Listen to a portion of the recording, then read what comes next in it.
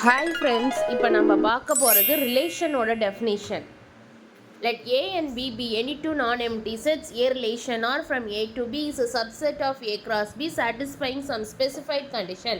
ரிலேஷனை capital R அப்படின்னு சொல்லுவாங்க. ஏயும் பியும் ரெண்டு நான் எம்டி செட் எடுத்திருக்கோம். இதை ரிலேஷன் சொல்கிறதுக்கு சம் கண்டிஷன் இருக்குது. என்ன கண்டிஷன்? ஏலேருந்து ஒரு எலமெண்ட் எடுப்போம், பிலேருந்து ஒரு எலமெண்ட் எடுப்போம். இது ரெண்டும் ரிலேஷன் சொல்லணும்னா கார்ட்டீசியன் ப்ராடக்ட் சாட்டிஸ்ஃபை ஆகணும்.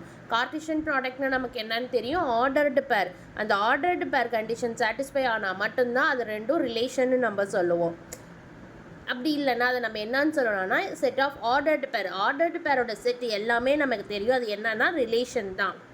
இப்போ நம்ம நெக்ஸ்ட்டு பார்க்க போகிறது டொமைன், கோ டொமைன், ரேஞ்ச். இப்போ டொமைன்னா என்னென்னா ஏயோட எலமெண்ட்ஸ் எல்லாமே டொமைன் தான், பியோட எலமெண்ட்ஸ் எல்லாமே நமக்கு தெரியும். அது என்னன்னா கோ டொமைன் தான். நெக்ஸ்ட்டு பார்க்க போகிறது என்ன அப்படின்னா ரேஞ்ச். ரேஞ்ச்னால் என்னென்னா ஏல இருக்க எலமெண்ட்ஸ் பியில் இருக்க எலமெண்ட்ஸ் எது ரிலேஷன் ஆகுதோ அது மட்டும்தான் நமக்கு என்னன்னு தெரியும்னா ரேஞ்ச். இது நமக்கு எக்ஸாம்பிள் பார்க்கும்போது புரியும். ஃபார் எக்ஸாம்பிள், இப்போ ஏ எலமெண்ட்ஸ் என்னென்ன கொடுத்துருக்காங்க, பி எலமெண்ட்ஸ் என்னென்ன கொடுத்துருக்காங்க, ரெண்டும் மேப் ஆகி நமக்கு ஒரு ஏரோ டயக்ராம் கொடுத்துருக்காங்க. இப்போ ஏ எலமெண்ட்ஸ் எல்லாமே நமக்கு என்னன்னு தெரியும் டொமைன், பி எலமெண்ட்ஸ் எல்லாமே நமக்கு என்னன்னு தெரியும் கோடொமைன்.